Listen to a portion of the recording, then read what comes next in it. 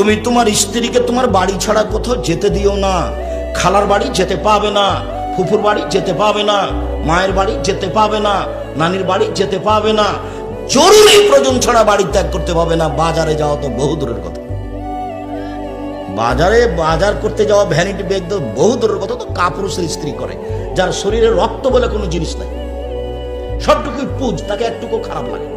সারা দিন যদি বউ ধাক্কা খায় মানুষের সাথে, রিক্সাওয়ালার সাথে, তার গায়ে একটু কেমন লাগে না? তারপরে শরীরে কোনো রক্ত নেই, পুজ কাজ করে না।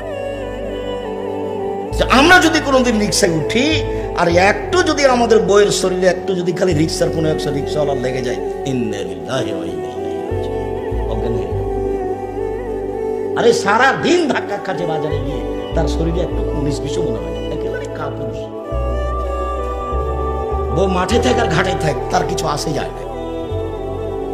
এই যে সেই জোহর থেকে বাজার করছে, আপনার মেয়েটা যেখানে বাজার করছে ক্লাস 10-এ পড়ে, ক্লাস 10-এ পড়ে, 8-এ যেদিন উঠেছে সেদিন সে যুবতী হয়েছে, হায়েজ হয়েছে। বিবাহ হলে তার 3টে ছেলে হতো, কোন শরমে সে এখানে বাজারে দাঁড়িয়ে আছে? ওকে হিন্দুর মেয়ে আপনি আমাকে বললেই হবে? জন্ম দিয়েছেন আপনি, কন্ট্রোল করবেন আপনি। তাহাজ্জুদ পড়ে জান্নাত কিনতে চান না, হলে হিসাব 3 শ্রেণীর মানুষ জান্নাতে যাবে না। তাহাজ্জুদ পড়লেও হবে না, হজ করলেও